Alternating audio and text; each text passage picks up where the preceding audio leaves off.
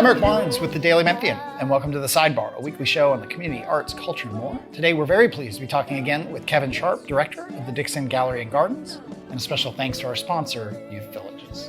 Kevin, thanks for having me in your office. Well, it's wonderful to have you here. Thank you. Absolutely. We're here. You just gave us, we'll talk about some of the art that's, the exhibits that are going on. You were nice enough to walk Natalie, our producer, and me around and talk about those. I should say your former title, the Linda W. and S. Herbert Ray Director of the Dixon Gallery and Gardens. Well done. Look at that. Well, it was written down. Which there is it's that. Not really. A lot of times when something's written down, I screw it up. You can actually read. Yes, I can. Most of the time. Well done, though. Most of the time. But we're up in the second floor of the Dixon in the beautiful office. I've been here, I guess, once or twice before. And the whole place, every time I come here, it's just so beautiful. Well, it is. It is. And my office happens to be Mrs. Dixon's bedroom. Oh, okay. And so obviously I try to behave myself when I'm in here, but it's also just a lovely, lovely room. Yeah. And it makes a very nice office. Wait, you have the railroad exhibit. What's the formal title?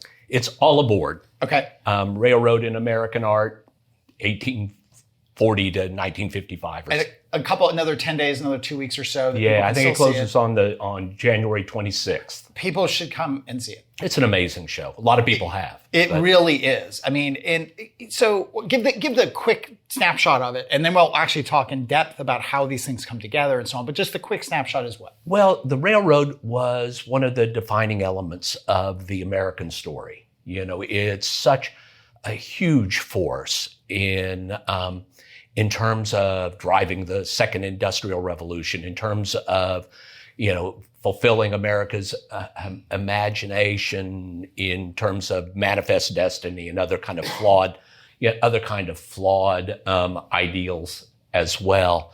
And then it just becomes the hugest force in American industry in the second half of the 19th century. And it connects the whole country. It does things that are less than desirable in terms of displacing indigenous people and creating challenges for lots and lots of folks in this country. And then in the 20th century, it continues to be a force. And so we were very interested in this thematic.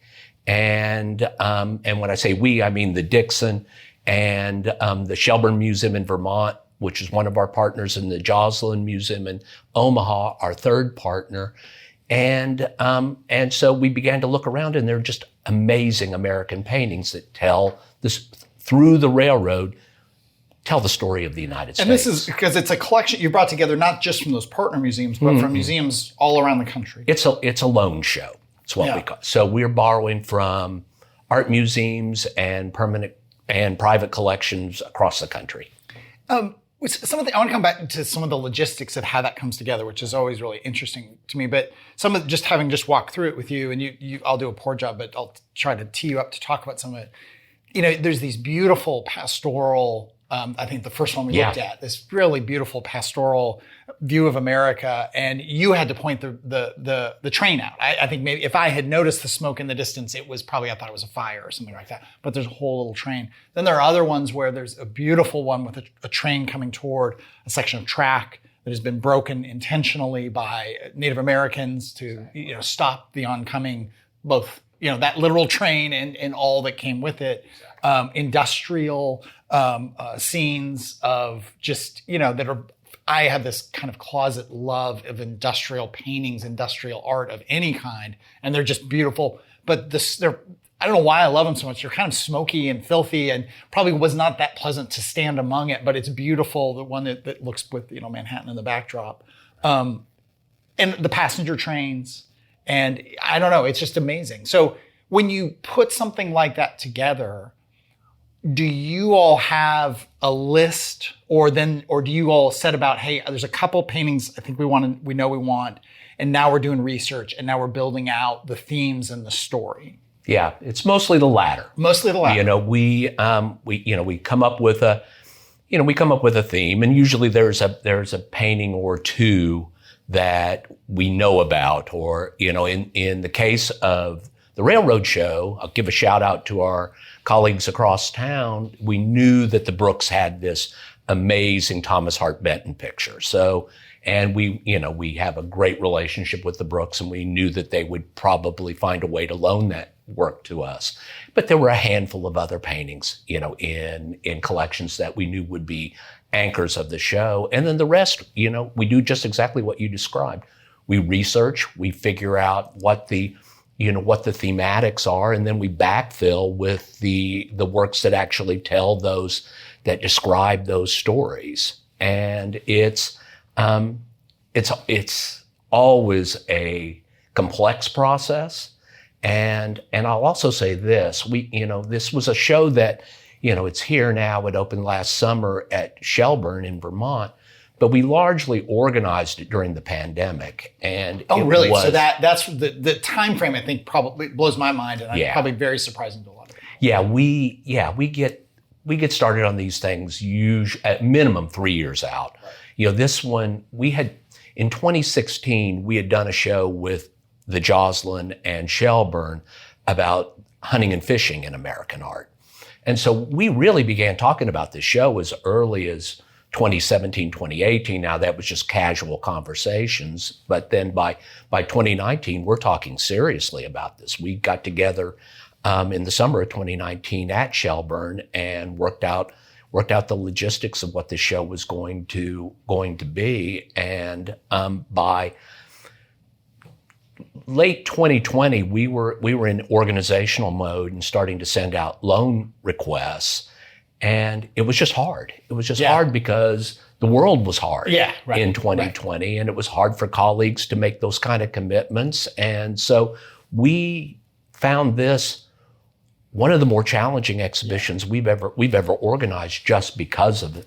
It is crazy to be thinking about in 2020, and we've talked about COVID before, but this is a different angle on it of, obviously it's pre-shots. People don't know what's going on. The right behavior and rules is in flux. I mean, I was talking to somebody the other day who was in LA, the LA, Los Angeles area when in COVID, or no, somewhere in California, they shut all the parks down. They shut all the open spaces down. They shut down, and which in hindsight, you're kind of like, that's crazy, but they didn't know. Yeah, they didn't know, and they were shut down here for a minute. It's not to blame, and it sounds ridiculous now, but we didn't know. So, and you as an entity, museums as entities that in part rely on people coming through, and both the revenue and the excitement and the engagement that all that generates. I'm going to send this painting across the country to Memphis, and maybe. Who knows?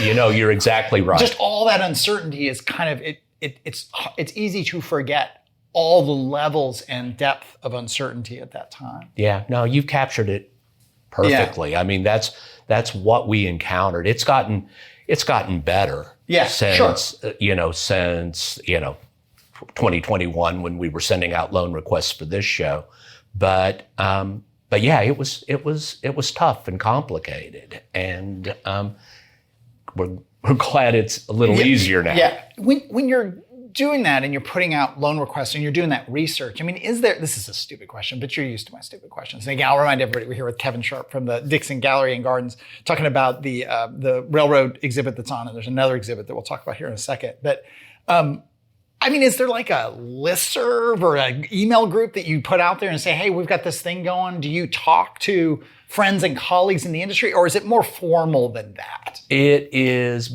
both more and less formal than that. I mean, it's more, yes, we talk to colleagues. Are there listservs? Yes, but not about this kind of stuff. Okay. Are museum collections on online, on their website? Yeah. By and large, it's a lot easier. Yeah. In the old days, we did this, and I'm pointing to books. Yeah, this is many books. And we still rely on those publications to determine, what could be in any given show. And then, Eric, you do things like, because we are almost constant borrowers, because in my tenure here, so 17 and a half years, we have organized, 45 of the main gallery shows down in the spaces we were just walking through. Yeah. And, and that's, getting close to 3 a year. Yeah. That's kind of a lot to organize yourselves. And because we are constant borrowers, because we're always asking somebody to loan us something to be in one of our shows, we are also constant lenders. Yeah. So, anybody asks for anything from our permanent collection, chances are we're going to be sympathetic to that request, just because we know what it's like to get turned down for loans. Right. Are there people who constantly borrow and never lend? And do you want to name them? If there were, would I ever? But no, it's most colleagues. It's part of how it works. Most colleagues try to support. You can't always do it. But it's mostly our museum colleagues. What I will do is not knock somebody who doesn't loan, but there are two much larger museums than the Dixon. One is the Virginia Museum of Fine Art in Richmond, and the other is the St. Louis Art Museum. So both easily budget size, maybe 10 times the size of the Dixon. Yeah. But they're like our older siblings or something. They are so. I don't think Richmond or St. Louis has ever turned down a loan request for us. Oh, that's amazing. And that's I think that's just real. That's being a colleague. That's being a great steward of your collection. And we try to do the best work we can with these loans. For them too. This is the thing about museums that I didn't realize until, again, our mutual friend, my college friend, Randy Suffolk, not Rand Suffolk, because he's tried to go by, but Randy Suffolk at the High Museum in Atlanta. I learned this from him, and talking to you and talking to people at the Brooks. The small percentage, especially for big institutions, of the actual art they own that is on display at any given time or in any given year or decade. The big New York museums being, it's just the scale, it's a tiny single-digit percentage of what they have is ever seen in public. So you would hope that if you're the St. Louis or you're any of these big institutions where you're not able to put all this art on, well, let's get it out there. It was not painted to be in a closet. No, you're absolutely right. But I completely agree. And that's sort of, the principle behind a foundation associated with the Crystal Bridges Museum of American Art in Bentonville, Arkansas. Art Bridges is let's get the art out of the closets. Now, here's the thing, though, Eric, where we can't always count on what we're requesting being in their art storage. Sure. We're often asking for things of such quality that, they're taking them off the wall and putting. So when they do that, and we know they do that, we try to be appropriately grateful because it's an opportunity to showcase work for the people of Memphis. Art Bridges, that you just mentioned, is the deal there, I've read and heard a little bit about this, that they're helping to try and fund more circulation of art? Because it's expensive. I assume sometimes you're paying these museums, but there's just the storage and shipping and all the insurance and there's just a lot of cost built into it. It's the latter part. We're generally, will we pay a loan fee for it to borrow something? Yes. But that's like a couple of $100. Oh, really? Okay. Yeah, no, we're not. That's not onerous at all. Okay. It's the crating, the shipping, the courier, the publication, the time we spend on these projects. They are expensive propositions. And to answer your question, Art Bridges is all about access. Gotcha. And if we go to them, they also have an art collection. If we go to them, borrow a work of art from the Art Bridges collection for a show, we can in turn apply for financial support to cover the education programming that we do in relationship to that particular work or in relationship to the show. That's amazing. That's so good. So cool. And I've never, I'm 1,000 years into this, and I've never applied to a foundation that seemed to be more eager for us to succeed. Yeah. That's great. They walk you through what you need to do to submit a successful grant. Right, And which and now my world of nonprofit news, that is not always the case. Not locally. We have amazing foundations locally. I'm not just saying that. Not all of them have given us money. It's just they're really great and accessible. But some of these national foundations do. It's a giant wall that you throw something over, and you have no idea if they're listening, if you are touching what they're interested in. There's no give and take. So that's great to hear. Yeah, no, and it helps to have Walmart money. Yeah. Oh, yeah. But there's lots of foundations with a lot of money, museums with a lot of money that aren't so nice. I agree. I'm just saying. All right. We'll stop there. We'll not stop the interview. We'll stop before we start. In trouble. Either of us in trouble. Let me. Again, we're here with Kevin Sharp, sitting in his office here. He is the director of the Dixon Gallery and Gardens. We'll talk about the other exhibit that's here. Maybe a little bit more about the train exhibit. But the one more thing. There must be 40 paintings down there. Yeah, closer to 50. Yeah. That's the other really amazing thing about the way you do these exhibits is I've been to exhibits at a museum and it's cool. It's really cool. 15 paintings.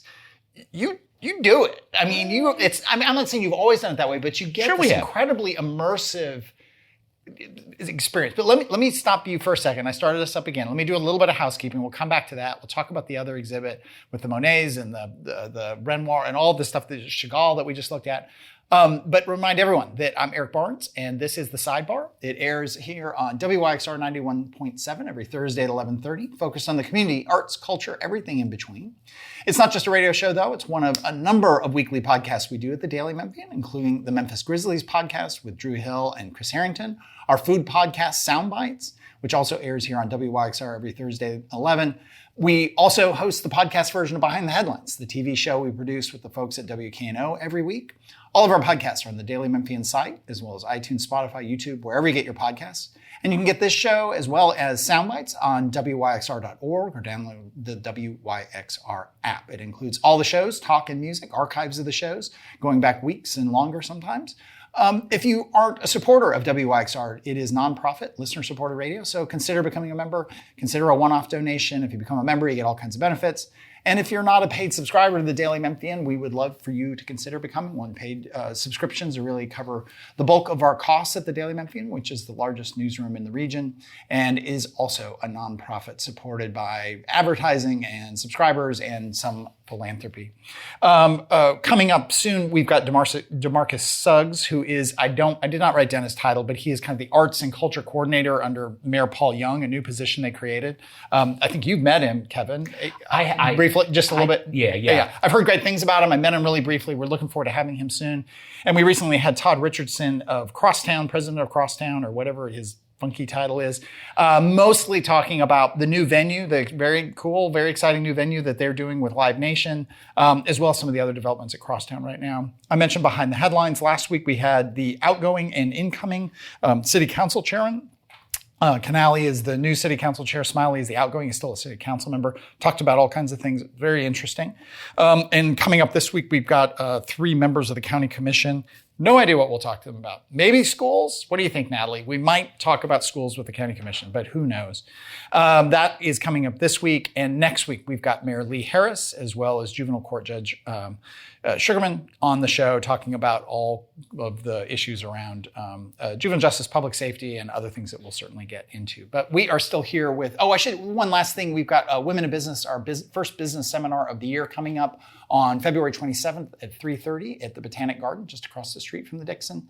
And you can get tickets at where you can get tickets at Eventbrite. Search for Daily Memphian. You go to the Daily Memphian site and in the navigation, click on events. You do need to get a ticket for that, but we look forward to seeing you there. We've got Tina Sullivan, the former head of Overton Park Conservancy, and we've got who else is coming on, Natalie? You can help me out here. Ursula Madden. Oh my God, Ursula's gonna be so mad. Hopefully, but Ursula's gonna be fantastic. Ursula's so much fun, except when she's mad at you, and then it's not as fun. Because she used to get mad at me sometimes when she was at the mayor's office, which we'll talk about. And so anyway, and you can learn more about all those guests coming up on February 27th, 3:30 at the Memphis Botanic Garden. But we're here still with Kevin Sharp and talking about he's still here. I know there's a lot of housekeeping in the middle that you're very patient with. So let's segue to the other traveling exhibit that's just beautiful and amazing and stunning downstairs. What did we see, and what will people see? You saw the private collection of a family named Kirkland, who are based in Florida and the West Coast, I think, some of the time, and this is a collection that just came to us through the workings of Christie's, the auction house in New York, who called us out of the blue and said, would you have space for about, 20, 25 works of art? There's a private collection that wants to, that needs to get it out of the house. I don't know. They may be doing some remodeling. I don't know. This is crazy. This makes sense. This is Chagall. Yeah, Monet, Renoir, Cezanne, Picasso. Yeah, it's pretty good stuff. But if you're remodeling your bathroom, you don't want that up on the wall. Who hasn't had to do that with deal with your collection? Your Monet in the bathroom, exactly, getting in the way. So, they sent us a checklist. We saw that just wonderful works of art, and amazing. Some of them dialogue really nicely with the Dixon's permanent collection, and so we were thrilled to be offered the opportunity, and so we took it. This opportunity came to us in 2024, and it was on the wall by, I think, late October, early November of 2020. Which is crazy. Which is warp speed. This is like the Star Trek approach to exhibition organization. And it's just really terrific. And the collection is very, very special and idiosyncratic. It starts, kind of with a very large Hudson River School painting by an artist named Martin Johnson Heade, and goes all the way up to a work from the 1980s by Jean-Michel Basquiat. And it's just it's interesting to see. It's always interesting to see what people collect. Yeah. And whether it's thimbles or shot glasses or blue chip paintings, and this was just kind of a wonderful opportunity. And we like it because it's a chance to show folks in Memphis paintings that I guarantee you may not see again ever. Yeah, because these are not coming from where the railroad exhibit. 99% of that is from a public museum. 90%. Yeah, from a pub. Yeah, is that what it is? A public museum? But you know what I mean? A publicly accessible museum. That's what you're exactly right. Probably about 5% of the works in the show are from private collections. So your percentages are pretty spot on. Yeah. But these are all in a somebody's house, and unless you're a house guest, you're not likely to see them again. It's just having just walked through that. There's a drawing, a Picasso drawing, early Cubist. It's a 1912 Cubist painting. It's small, right? But this is 1912 is the moment that Picasso is changing the world, by inventing Cubism and doing it with his friend George Braque. It's just extraordinary. And this little object has so much to say. Yeah. And this will be, how long will that be? Until January 26th as well. It closes the same time. So people are going to get over here and do that. Yeah, absolutely. Always. With a few minutes left here, 5 minutes left here, what's coming up in the spring? Obviously, flowers are going to be blowing, all kinds of stuff out in the garden. Psychotically beautiful place. It's almost it almost should be illegal. It's once again we'll have 200,000 tulips in bloom, probably starting early March, I'm guessing. But you never know, so you got to come back often. And that's just such a crowd pleaser. Yeah. And then in early February we opened two new shows. One is an exhibition they're both contemporary artists. One is the exhibition of a ceramic artist named Chris Antimum. And she works in porcelain, and which is unusual. And she bases her work on 18th century German precedents. We actually met Chris Antimum when she was part of the Meissen art residency program in Germany. And that was 10 years ago, and we've been trying to put this put this exhibition together ever since. So that will be, for people who are familiar with our 18th century German porcelain, and it's one of the greatest collections outside of Germany. Chris's work is just going to be a treat. And then the second exhibition is the work of an artist named Floyd Newsome, who is originally from Memphis, went to Hamilton High School, went to the College of Art in the 1970s, just a great guy, wound up getting his graduate degree in Philadelphia and then taught at the University of Houston downtown for more than 40 years. And we love being able to introduce a Memphis artist back to Memphis. Floyd, just an incredible guy, but he passed away. He knew the show was going to happen, but he passed away in August of last year. And so, we waited a bit to let the family come to terms. So Floyd was only 74. Yeah. And just the best guy. Just the best guy. And we knew some of the things he wanted to do. He wanted to do programs for Hamilton High, his alma mater. His father was one of the first 12 black firemen in the city of Memphis. And so when we have because the director of the Dixon sets off the alarms about, once a week. You have a very good relationship with the Memphis Fire Department? With the Memphis Fire Department, thankfully. And so we'll want to do something with our local firehouse. And it'll be a very special show. I mean, he was an incredible artist, an incredible guy. His widow Janice is also from right here in Memphis. It won't be the same as if Floyd were here, as he would have been, but it'll still be great. Yeah. And he's a wonderful artist. And so that's coming up. And then are those in the spring? No, it open first week of February. Okay. Oh, so after. Okay. Right after. Yeah. We usually are only down for a couple of weeks between shows. And then the other thing I just mentioned, you're doing the Women in Business seminar. We do Women in the Arts here every year. Yeah. And that is on March the 8th. And we do this program with Theater Memphis.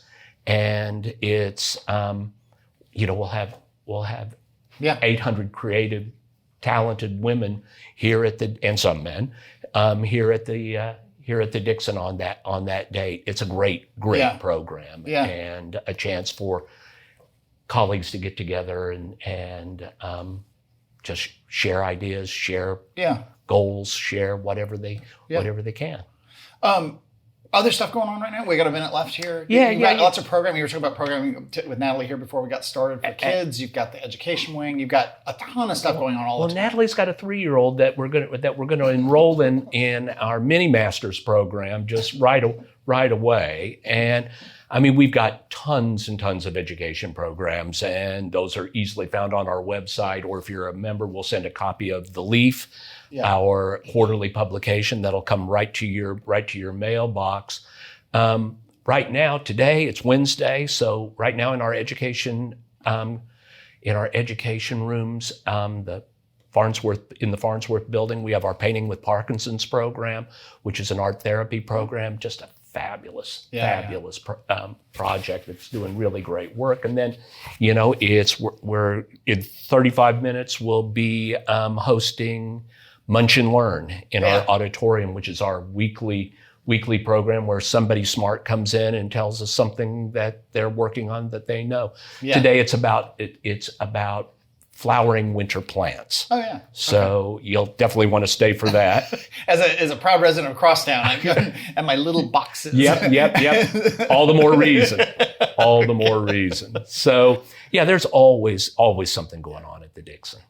Thanks for hosting us. Thanks for showing us around. It was very cool. And you've done this for me a number of times to show me around various collections, and so I really appreciate it. I'm happy to do it anytime. Yeah, and people should really get out before the 26th and see both these. They're really amazing exhibits, and it should always be coming. But that is all the time we have. I didn't ask your concert. I've asked you before because you've been on the show many times. Oh yeah. My first concert was it was Black Oak, Arkansas, I do believe. Okay. Okay. at the Shrine Mosque Auditorium in Springfield, Missouri. Nice. Very good. And I forgot to ask Todd last week, and we talked to him afterward, and it was pretty sure he was the first show he'd gone to that he sort of paid his own money was Bon Jovi. He had a mullet. He had ripped jeans, acid wash jeans. It was good. And unfortunately, we didn't record that, but I want to just put that in the record. How are you going to go see Bon Jovi without I know. without a mullet? What are you going to do? All right, that is all the time. If you missed any of the show today, you can go to WYXR, the Daily Memphian, wherever you get your podcasts. Next week, DeMarcus Suggs from the Mayor's Office, Arts and Culture. Thanks very much, and we'll see you then.